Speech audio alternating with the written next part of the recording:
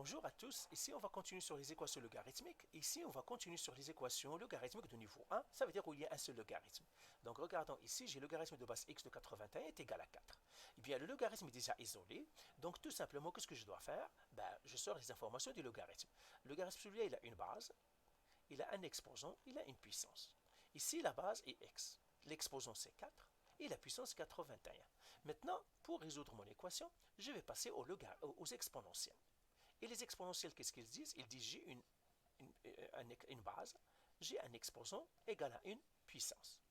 Ici, la base, c'est x. L'exposant, c'est 4. Et la puissance, c'est 81. Donc moi, je dis toujours que les logarithmes et les exponentiels sont réciproques ou bien frères et sœurs parce qu'ils utilisent les mêmes ingrédients, base, exposant, puissance. Chacun les réarrange à sa manière. Donc ça me donnerait x exposant 4 est égal à 81. Et là, c'est quel type d'équation? Eh bien, c'est une équation puissance. D'accord? Tout simplement, j'ai x exposant 4 qui est le contraire de exposant 4. Eh bien, c'est la racine quatrième. C'est comme si j'ai x au carré, le contraire de x au carré, c'est la racine carrée. Et bien, la même chose, parce que j'ai l'exposant 4, eh bien, c'est la racine quatrième. Donc là, ça me donnerait maintenant x est égal, mais attention, racine quatrième, ça veut dire j'ai plus ou moins.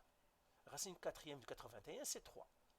Alors, ceci pourquoi? C'est comme la racine carrée. Comme j'ai par exemple x au carré est égal à 4, et quand je fais la racine carrée, en fait, c'est x est égal à plus ou moins racine carrée de 4. Et bien, x est égal à plus ou moins 2. Ça veut dire que ça peut être plus 2 ou bien moins 2. Et bien, la même chose, quand on a une racine paire, c'est toujours plus ou moins. Donc, ça veut dire ici, j'ai x est égal à 3 ou x égale à moins 3. Qui on va garder? On garde la positive. Pourquoi? Parce que la base n'est jamais négative. Donc c'est là à rejeter. La base est toujours positive. Base toujours positive. Donc le x c'est 3. Voilà. Et maintenant j'ai fait une vérification parce que comme je vous ai dit, pour la logarithmique, toujours faites la vérification, c'est bien. D'accord? Donc qu'est-ce que je vais faire? Je vais faire vérification. Vérification. Et je vais faire ça. Logarithme de base x de 81, est-ce qu'il est bien égal à 4? Eh bien, je fais logarithme de base 3 de 81. Est-ce qu'il est bien égal à 4? Eh bien, ça tout simplement, vous le donnez à la calculatrice, ou bien vous faites logarithme de 81 qui divise logarithme de 3. Eh bien, vous allez trouver, est-ce qu'il est bien égal à 4? Eh bien, oui, 4 est égal à 4. Donc, ma réponse est bien ça. Donc, j'écris réponse